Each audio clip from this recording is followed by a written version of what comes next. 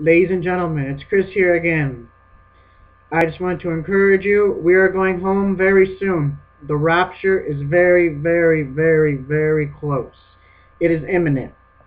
But I want to share this.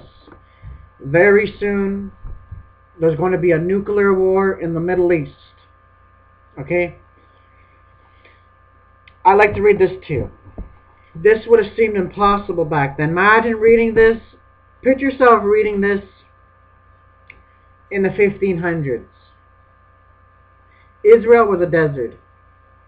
It was a desolation. And even if you read this in 1930, the Jews are being killed, they're being slaughtered, they're being killed by Adolf Hitler. This here would make no sense whatsoever.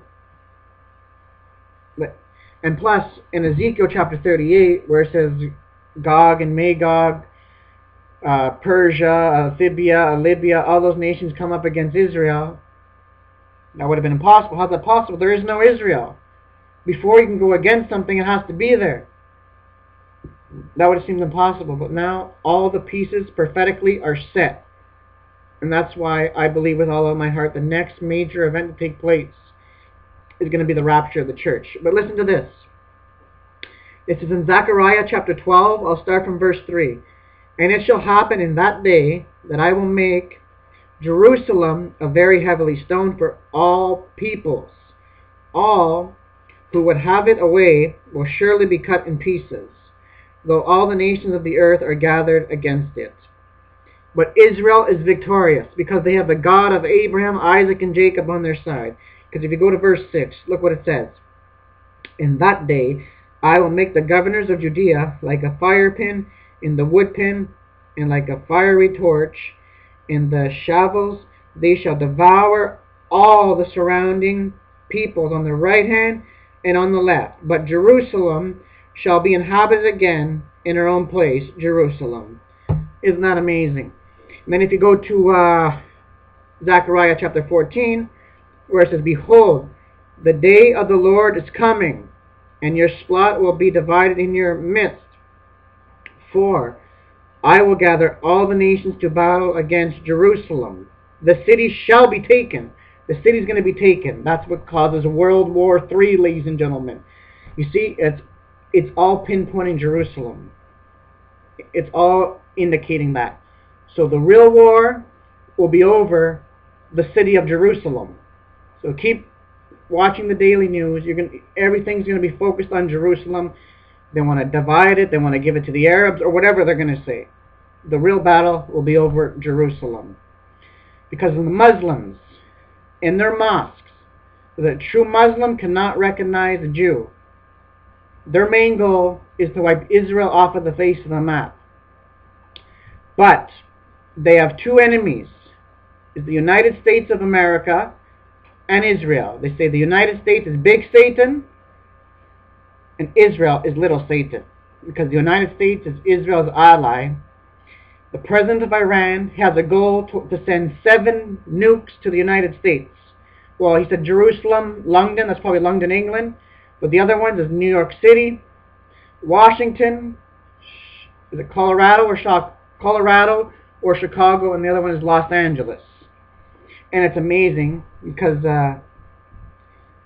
David Wilkerson had a vision that he saw 1,000 fires burning in New York City. He said it's going to spread to New Jersey. There's going to be riots. And there's going to be tanks all over the street. And so many other people said. So 9/11 was the first attack on America. So there's going to be 2 more attacks. But I want to leave that. I said that on my other videos. You try to find it and you'll see it there. But this is what I wanted to say. So they want to get rid of America. Because on their map, on the Muslims, on the Arabs' maps, the United States of America as we know it is not there. And Israel is not there. And I was listening to a prophecy teacher. He asked, because he was talking to some Arabs and saying, yeah, but what if Israel would give up some of her land and they'd give up this amount and they would just be this many miles and they would just own this little tiny square of land? Would it be okay with you guys? And they said, no. We want to destroy the Jew. Imagine, they want to destroy the Jew. And then they were saying, because the president of Iran actually proclaimed Ahmadinejad, for those of you that know him, Ahmadinejad, he announced that right away, as soon as his first nuclear program is finished, as soon as he has the nukes ready, he's sending the first nuke towards Israel. That's his main goal. And somebody was interviewing you, but I don't understand, because Israel has all these other nukes. They have all kinds of nukes. They have all kinds of nukes. More than Iran, I think they have. More than Iran. So the guy was saying, if you take out Israel, you're actually going to be taking out yourself and the rest of you. You're all going to die.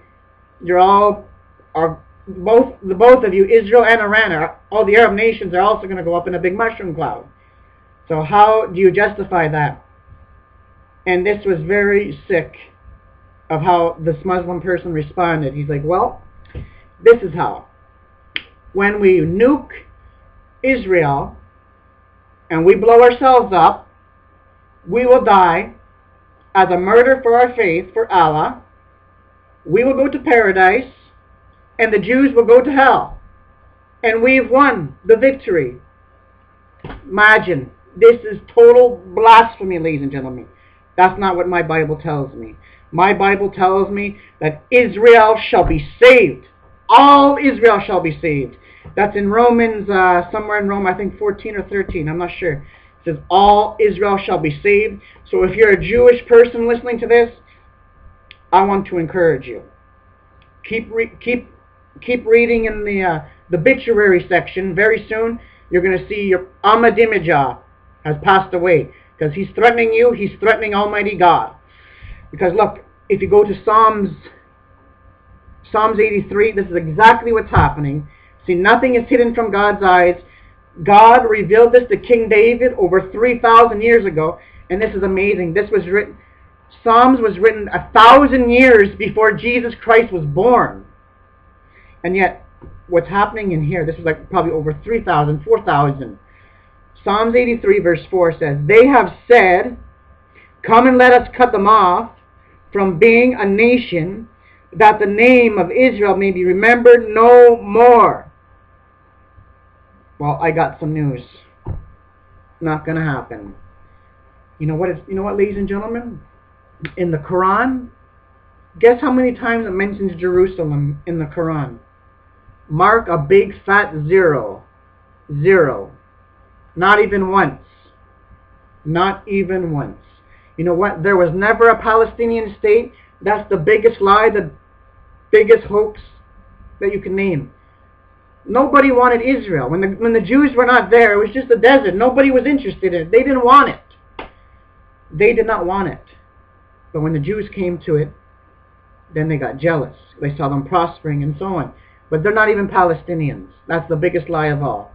There's no such thing as a Palestinian. There's no such thing as a Palestinian state. Okay?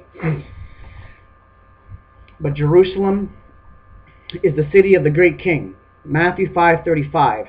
And I got some news. They're not going to destroy Israel. They're not going to destroy Jerusalem, because that belongs to Jesus Christ. And plus, the Virgin Mary, well, she's not a virgin anymore. She had kids after. But when the angel Gabriel appeared to her, that Mary, your son shall be great, and he shall rule over the house of Jacob forever. Forever. Not until you guys get blown off the map.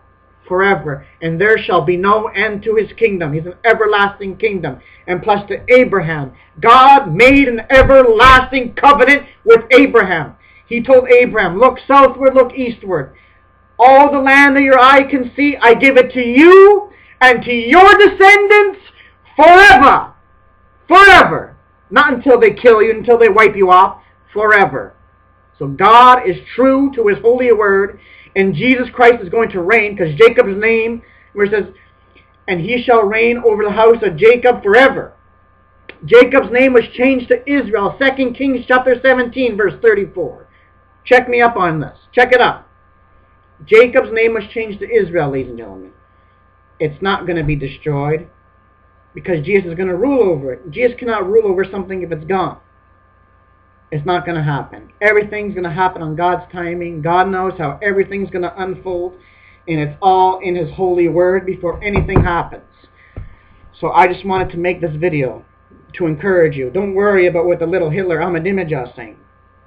And in the Bible it says 930 times that Israel belongs to the Jew, or Jerusalem. All through the Old Testament, it was in the possession of the Jews. Jerusalem was. They're trying to make lies up because they're jealous. So, this is where we are right now.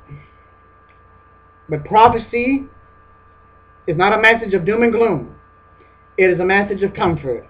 Because Jesus said in Luke chapter 21 verse 28, when you see all these things beginning to happen, look up and lift up your heads, for your redemption draws nigh. And we do not need to lose heart, because Jesus warned us that do not, how do you say it? Don't let your heart be weighed down, that day come upon you unexpectedly. What day? The rapture of the church. For it said, it shall come upon all those that are dwelling on the earth, and man's hearts will be failing them for those things that are coming to pass on the earth. This is how bad it's going to get, ladies and gentlemen. This is just the tip of the iceberg. All these signs that we're seeing right now are the signs pointing directly to the tribulation period.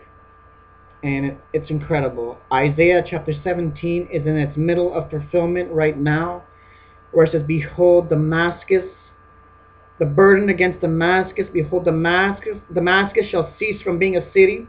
Probably Assyria too will cease from being a city. It shall be a pile of heap and rebels. And Egypt has just ordered F-15s. Assyria has just ordered F-15s. And you know what it says in my Bible, ladies and gentlemen? Egypt is going to turn into a desert. And God said, I will shake heaven and earth. And even in Hebrew it says, I will shake the removal of those things that can be shaken. But listen to this. I want to read it to you in Joel if I can. In the book of Joel, right here, chapter 2, or I think it's chapter 3 though. Chapter 3 verse 20. Look what it says. Okay, chapter 3 verse 20. Egypt shall be a desolation, and Edom a desolation wilderness, because of violence against the people of Judea. For they have shed innocent blood in their land. But Judea, everyone that is a Jew, listen to this. But Judea shall abide forever, and Jerusalem from generation to generation. For I will unite them of their guilt of bloodshed, who I had not required. For the Lord dwells in Zion, and Israel is the apple of God's eye. But it also says it in chapter 2. Where is it? Somewhere in chapter 2. And I shall come to pass afterward that I will pour out my... Can't wait, where is it? Jerusalem there, vengeance. Because they divided my land, I will gather all the nations together in the valley of Jehoshaphat. And he'll go into judgment there. This was even way before that happened, ladies and gentlemen. Because they scattered my people among the nations. Because God used them to do it. Where I'm trying to find it, chapter 2, verse, I don't know where it is. 28, afterward, no. Called on the name of the Lord will be saved. Or is it chapter 3, something? Yeah, and I will end, okay, wait. And I will enter into judgment with them there on account of my people, my heritage Israel, who they have scattered among the nations. They have also divided up my land, that's talking about Israel. They have cast lots for my people, and they have given boys payment for a harlot, and so the girl for wine that they may drink. These people are very sick people. And the list goes on. But read the end of the book, ladies and gentlemen. Jesus Christ wins. At the battle of Armageddon, we're going to return with him on white horses, and we're going to see the king in action like never before. He's just going to speak a word, and he's going to kill them by the sword, and the false prophet and the Antichrist are going to be thrown alive into the lake of fire, and we will reign with him for 1,000 years, and then throughout all of eternity. That's all I got to say. So be blessed. We have a glorious future, and God bless.